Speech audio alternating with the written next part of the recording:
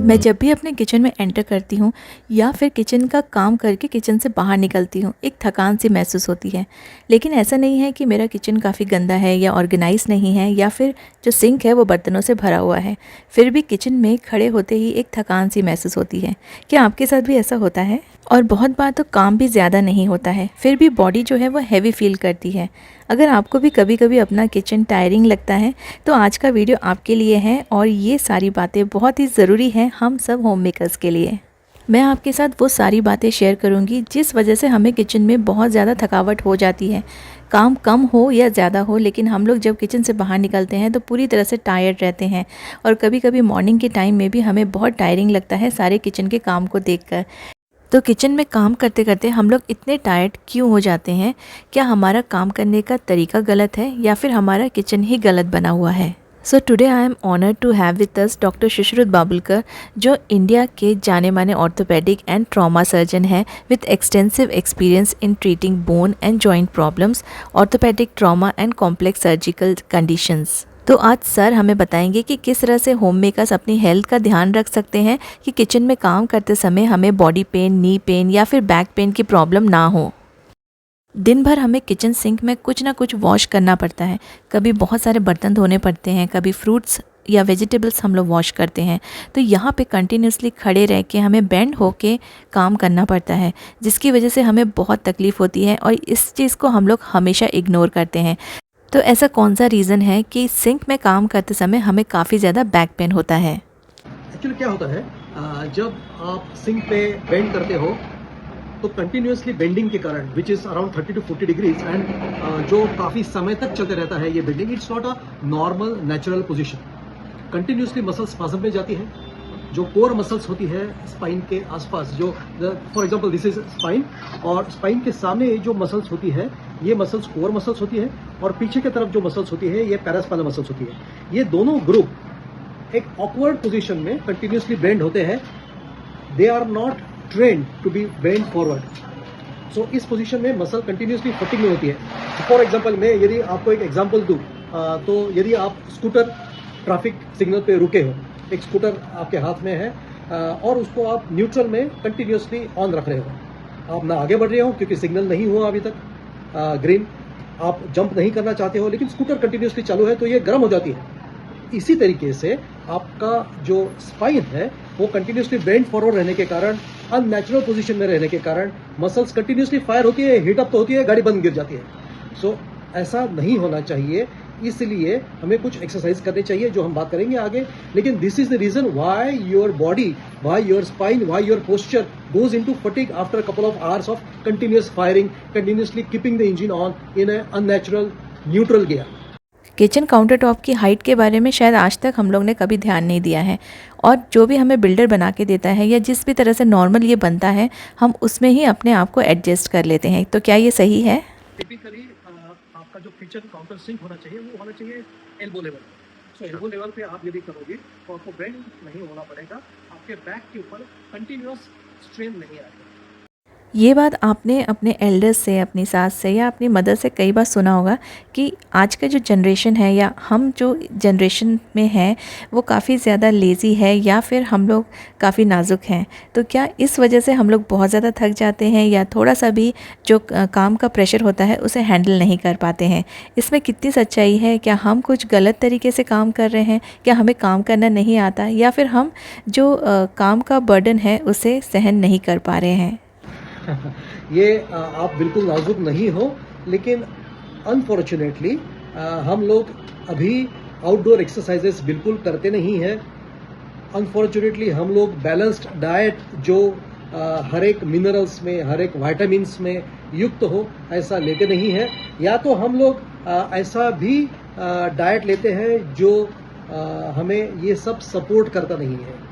इसलिए हमारा शरीर जो है ये सब एक्सरसाइजेस, ये सब एक्टिविटीज़ जो एक बैलेंस्ड एक्टिविटी होनी चाहिए ये करता नहीं है, इसलिए थक जाते हैं।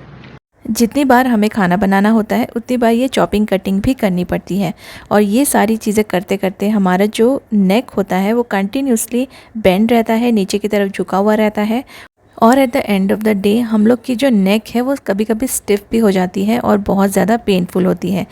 तो ये वाली प्रॉब्लम हम सब इंडियन होम मेकर्स को क्यों होती है? बराबर है, ये भी रिलेटेड है कि हम लोग कंटिन्यूअसली एक 30 टू 40 डिग्रीज फ्लेक्शन कर रहे हैं, झुक रहे हैं. Again muscles are continuously stretched, continuously fired. They are not toned enough, they are not trained enough, they are not having strength enough ये एक्सरसाइजेस करने के लिए, ये ऑकवर्ड पोस्चर के लिए, इसलिए वो थक जाती है. कितनी भी कोशिश कर लो हम लोग अपने किचन को एकदम परफेक्ट नहीं बना सकते हैं. तो इंडियन किचन में ऐसी बहुत सारी चीज़ें होती हैं जो बहुत नीचे रखी होती है या हमारे हाइट के कंपैरिजन से काफ़ी ज़्यादा हाइट पे होती है, ऊंची रखी हुई होती है.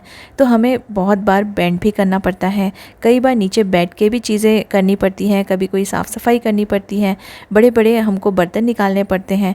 कभी इतने हाइट में चीज़ें रखी होती है कि हमारे जो शोल्डर्स हैं, हमारे हाथ हैं, इनको बहुत स्ट्रेच करके ये सारी चीज़ें निकालनी पड़ती है. और कभी कभी तो जैसे डीप कैबिनेट्स होते हैं, अंदर से बड़े बड़े बॉक्सेस निकालना, ये सारी एक्टिविटी हमें ना काफ़ी ज़्यादा थका देती है.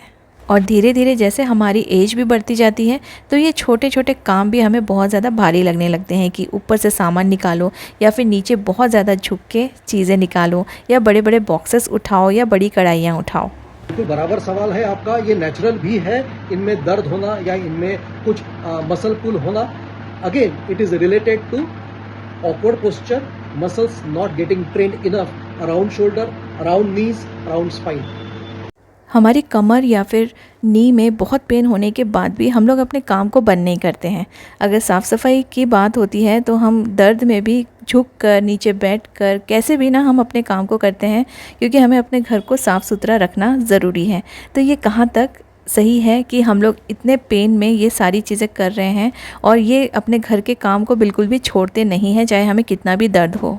यदि आपको कमर दर्द है, यदि आप यंग हो और आपको स्लिप डिस्क की टेंडेंसी है, जो एक ऑर्थोपेडिक सर्जन बता सकता है आपको, तो आपने कुछ मसल्स, कुछ एक्सरसाइजेस करने चाहिए जिससे कि आपकी एबिलिटी आगे झुकने की बढ़ जाए, वापस आ जाए.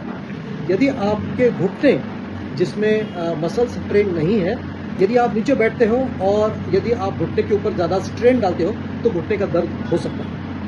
घर के काम करने के बाद अगर कुछ भी पेन होता है तो मैं मोस्टली कभी बाम लगा लेती हूँ या फिर कभी मैं तेल से मालिश करवा लेती हूँ. तो ये सारी चीज़ें फ़ायदेमंद है या नहीं, या हमें प्रॉपर ट्रीटमेंट लेना चाहिए? Balm is a counter irritant, यानी आपका जो ध्यान है वो दूसरी तरफ लेके जाना है. बाम से कभी भी दर्द ठीक नहीं होता है, लेकिन आपका ध्यान बढ़ जाता है, इसलिए वो दर्द में राहत मिलती है. यदि आपके जॉइंट में या लेग्स में पेन है तो ऑयल मसाज एक अच्छी राहत दिलाता है, अच्छा महसूस भी होता है आपको. जो लिम्फेटिक ड्रेनेज है उसमें भी एक पर्टिकुलर नीडिंग टेक्निक से लिम्फेडिमा या लिम्फ ड्रेनेज वापस लाया जा सकता है, जिससे कि मसल्स पेन, इन्फ्लेमेशन जाने में राहत मिलती है. अच्छी आइडिया. बहुत बार घर के काम करते करते इस सब दर्द से परेशान होके हम लोग कई बार अपने बोन्स को क्रैक कर लेते हैं, गर्दन को थोड़ा सा टर्न करके क्रैक कर लेते हैं. तो इससे हमें कुछ डैमेज तो नहीं होता है, या ये सारी चीज़ें करना कितना सही है? क्योंकि ये चीज़ें मैं खुद भी करती हूँ और मैंने कई सारी लेडीज़ को नोटिस भी किया है कि वो अपने बोन्स को थोड़ा बहुत क्रैक करते रहते हैं, फिंगर्स को या फिर गर्दन के तरफ. तो ये सारी चीज़ें करना क्या फ़ायदेमंद है, या हमें इन सब चीज़ों से नुकसान तो नहीं होगा? आपको डैमेज करेगा, बिकॉज आपको इमीडिएट राहत मिल जाएगी, लेकिन आर्टिकुलर सरफेस या जो चिकनाहट होती है जॉइंट के आसपास की, उसमें ये डैमेज करेगा. तो लॉन्ग टर्म आपने ये नहीं करना चाहिए. तो सर प्लीज़ हमारी जो होम मेकर्स हैं उनके लिए कुछ ऐसे एक्सरसाइज बताइए जिससे कि ये नी पेन, शोल्डर्स पेन और बैक पेन, ये सारी चीज़ों से हमें थोड़ी बहुत राहत मिले. और ये सभी एक्सरसाइज हम लोग अपने घर के किचन के काम करते करते कर सकें, इसके लिए अलग से टाइम निकालने की ज़रूरत ना पड़े. ऐसे एक्सरसाइज बताऊंगा जो आपको गर्दन, shoulders, back as well as knee को सपोर्ट करेंगे. सो गृहिणी होने के नाते आप किचन वर्क तो करते ही हो. चाय उबल रहा है, जस्ट हील रेजेस यानी आपके हील्स ऊपर करना will give you good training for core muscles, जो स्पाइन के लिए भी ट्रेन करेगा. ऑल्सो हैमस्ट्रिंग जो लेग के पीछे के हिस्से में होता है. यदि आपका जो किचन काउंटर है वो उसको पकड़ के नीचे स्क्वाट करते हो, वो भी एक बहुत बढ़िया एक्सरसाइज है नीज को ट्रेन करने के लिए. सो किचन काउंटर जो आइडियली आपके एल्बो लेवल पे होना चाहिए, so that's the level of ideal kitchen sink counter. उसको पकड़ के आप स्क्वाट कर सकते हो. बहुत बढ़िया नी एक्सरसाइजेस, स्पाइन एक्सरसाइजेस होंगे. डिश वॉश करने के बाद आप रुके हो लेकिन बेंड होने के कारण आपकी बैक बहुत स्पाज्म में चली गई है, स्टिफ हो गई है, तो just do very simple lateral stretches which will give release of muscles which get stretched during continuous bending forward. Phone पे आप आपके दोस्त के साथ बात कर रहे हो, just do simple walking, just take couple of strolls in the drawing room और इन द किचन. हर 1 घंटे के बाद एक 5 मिनट का ब्रेक लीजिए आप. बहुत ज़्यादा कुछ करना नहीं है. यदि घर में स्टेयर्स है तो वो climb up and down the stairs. So ये आप सिंपल 6 से 7 एक्सरसाइजेस करोगे तो नेक से लेके आप आपके नी तक सब कुछ कर रहे हो. So typically, as an orthopedic surgeon who is interested in getting persons better, I will not call you patients as yet. So for a typical homemaker, हमारा prescription क्या होना चाहिए? So daily 20 to 30 minutes of brisk walking. Normal walking is of no use. It has to be brisk walking. 5 minutes of stretching in between your phone calls, in between your dishwashing is good. 3 times a week, that's enough. So if you do 3 times a week, chair squats, holding the kitchen sink, wall push-ups, heel raises, and of course if you can lay your hands on resistance bands, use your TheraBand to do 2 to 3 times, 3 to 4 times a week exercises. So your target should be 150 minutes of every week activity. That should be your target. Strength training, so either weights आप use करिए या भरा हुआ बर्तन उठाइए 2 to 3 times in a week, and that's enough for keeping you fit, training most of your muscles, because resistance training is important. To train your muscles so that you don't lose them is important. Thank you so much sir, ये सारी चीज़ें हम home makers के साथ share करने के लिए, क्योंकि घर के कंफर्ट में हम लोग अगर ये सारी चीज़ें एक्सरसाइजेस कर लें तो ये काफ़ी हमारे लिए भी इजी हो जाता है और घर से बाहर निकलने की भी ज़रूरत नहीं होती है. So thank you so much once again. और मैं उम्मीद करती हूँ कि जितने भी होम मेकर्स इस वीडियो को देख रहे हैं उन सबको फ़ायदा होगा और वो अपने हेल्थ का और भी ज़्यादा ध्यान रख पाएंगे. Thank you so much for watching.